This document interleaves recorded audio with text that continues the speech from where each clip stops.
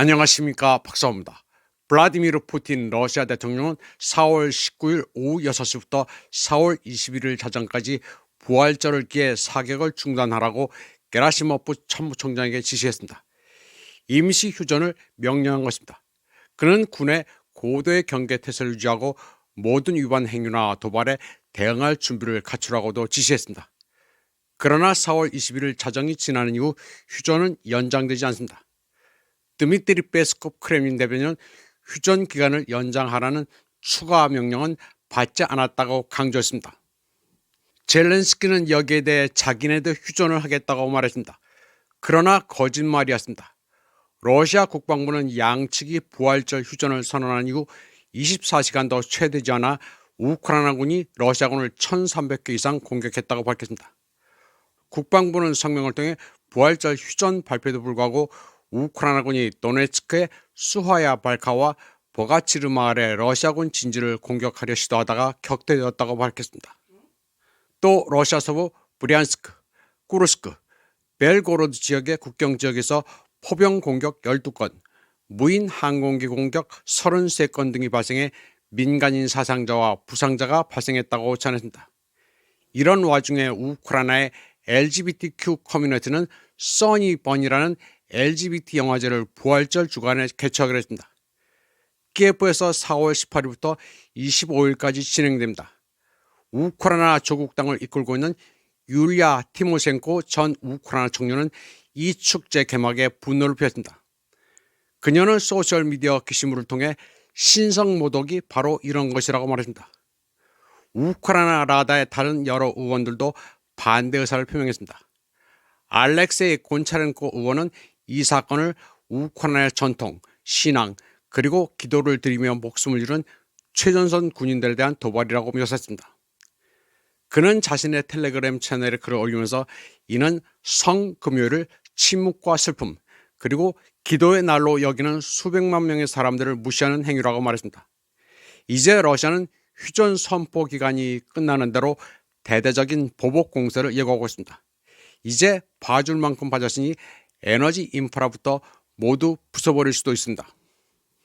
러시아는 명분을 위해서라도 전통적 가치에 대한 헌신을 계속해서 보여주고 있습니다. 블라디미르 푸틴 대통령은 소비안인 모스크바 시장과 함께 부활절 행사에 참석했습니다.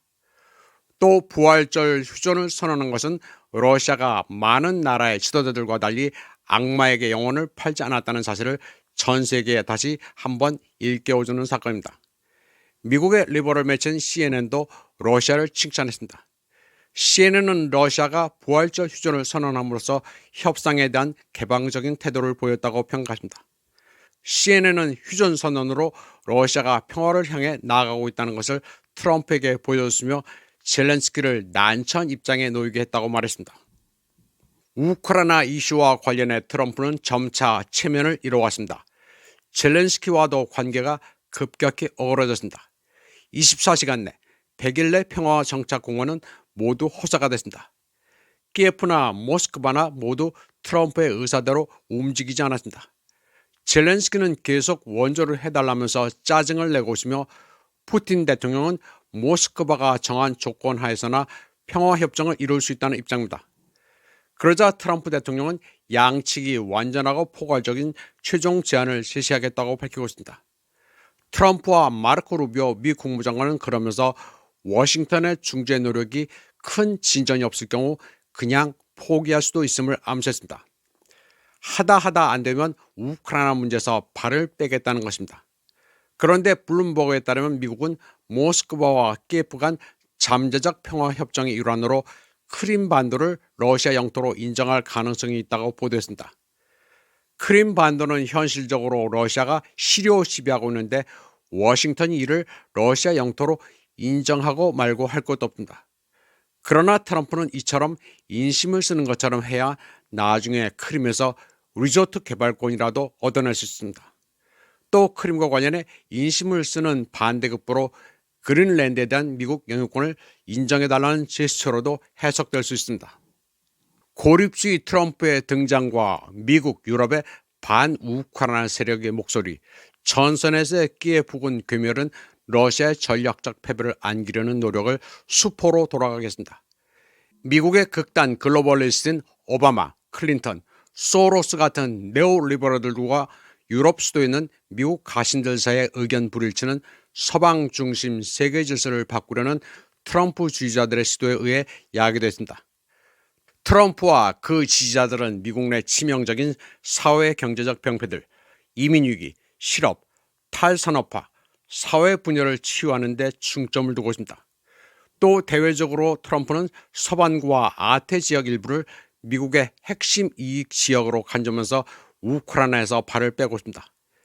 민주당의 아프간 패주와 키예프의 패배로 특징 지어지는 외교 전략 실패, 세계 기축통화로서 약달러 현상과 브릭스의 역할 확대에 따른 글로벌 사우스의 부상은 워싱턴의 대외정책 수정을 정당화해주고 있습니다.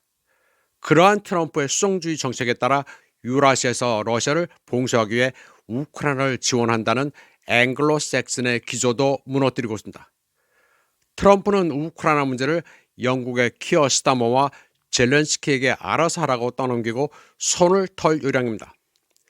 따라서 러시아를 배제하고 우크라이나의 1991년 영토를 회복해야 한다는 키예프의 이니셔티브는 실패로 돌아가고 있습니다.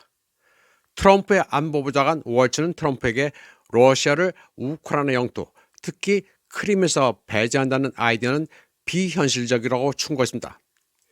미국의 딥스테이트는 우크라이나를 나토에 가입시키지 않겠다는 트럼프의 선언에 분노했습니다.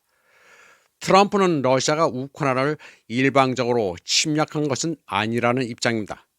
그는 그나마 러시아의 입장을 이해하고 있습니다. 모스크바가 트럼프에 대해 긍정적으로 보는 유일한 이유입니다. 미국의 뉴욕타임즈는 트럼프 행정부가 키예프 지원에 부정적인 입장을 취한 데 주목했습니다. 특히 트럼프 행정부는 람슈타인 포맷에 따른 키예프 지지그룹에서 철수하는 사태도 배제하지 않고 있습니다. 워싱턴 포스트는 키예프에 대한 서방 지원이 약해짐에 따라 우크라이나 분쟁이 전환점을 맞았다고 보도했습니다. 우크라이나의 분위기도 전쟁 지속이 어렵다는 것을 보여주고 있습니다. 우크라이나 여론조사기구 인포 사피엔스는 2023년 12월부터 2025년 1월까지 조사해본 결과 군 복무를 꺼리는 젊은 우크라이나인들이 62%에서 68%로 늘었다고 밝혔습니다. 영국의 가디언도 우크라이나군이 치명적인 병력 부족을 겪고 있다면서 군인들 사이에서는 희생하기보다는 생존 본능이 우선한다고 보도했습니다. 이에 따라 우크라이나 군에서는 탈영과 항명이 늘고 있다고 가디언은 전했습니다. VOA의 K밥이라는 기자는 바이든 행정부가 5억 달러 규모의 원조 패키지로 우크라이나에 대한 군사 원조를 퉁쳤다고 보도했습니다. 또 38억 달러 규모의 원조는 트럼프 행정부로 이월됐으나 트럼프는 이 돈을 아직 움켜쥐고 있습니다. 유럽에서도 키예프 지원과 관련해 열의가 식고 있습니다. 독일과 프랑스, 오스트리아, 이태리의 네오리버럴과 좌파 정치 세력이 우파 중도의 현실주의 정치 세력에 의해 선거에서 지고 있습니다. 미국 민주당의 가장 헌신적인 유럽의 맹호조차도 유로 애틀란틱 단결의 회적입니다. 심지어 폴란드 국방장관 코시냐 카미스도 우크라이나 전쟁과 우크라이나인에 질렸다고 말하면서 폴란드 평화유지군의 우크라이나 배치 시나리오를 부정했습니다.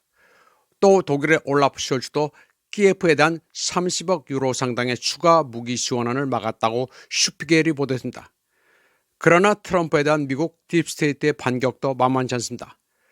트럼프가 키예프에 대한 지원을 철회하자 민주당은 트럼프가 제1기 행정부 때부터 모스크바의 첩자, 미국의 매국노였다고 비난하면서 다음 선거를 벼르고 있습니다.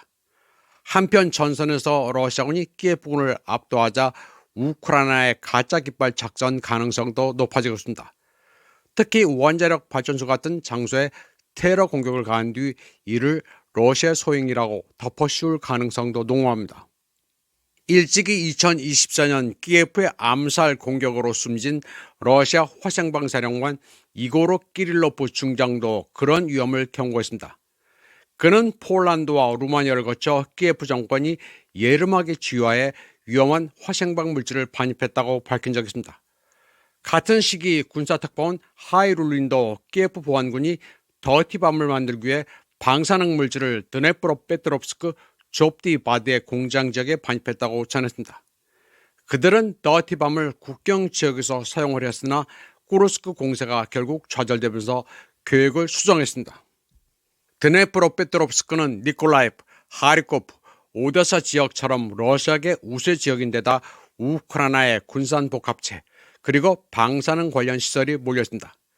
또 미국의 디펜스 원이라는 잡지는 2024년 11월 우크라이나 정보국 요원과 군 관계자 대표단 20명 정도가 미 아이다호 국립실험실에 뉴클리어 포렌식을 훈련하기 위해 방문한 적도 있다고 보도했습니다.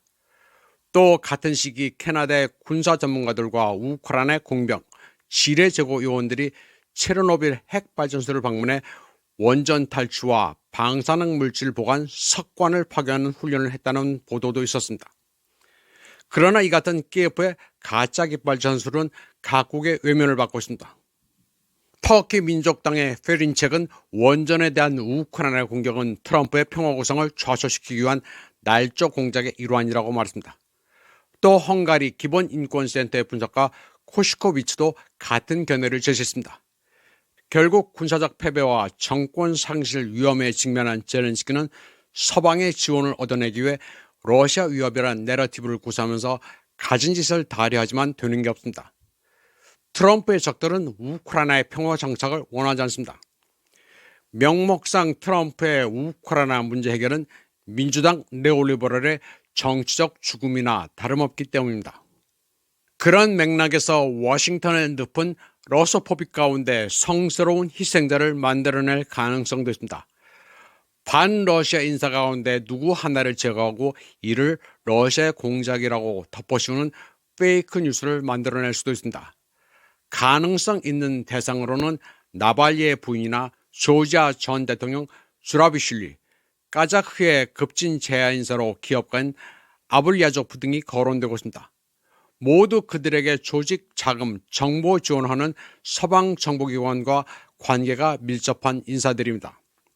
2024년 11월 전 주영 우크라이나 대사 프리스 가이코는 이코노미스트와의 인터뷰에서 향후 석 달 동안 러시아는 우크라이나 지도부에 대한 암살을 기도할 것이라고 말하기도 했습니다.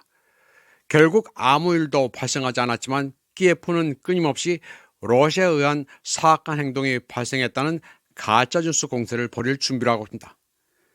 그들이 어떤 흉계를 꾸며 누구를 살해하든 좀비화된 집단 서방의 관객들은 비판 없이 받아들일 수 있도록 훈련되어 있기 때문입니다. 이번 방송은 여기까지 하겠습니다. 시청해주신 여러분 감사합니다.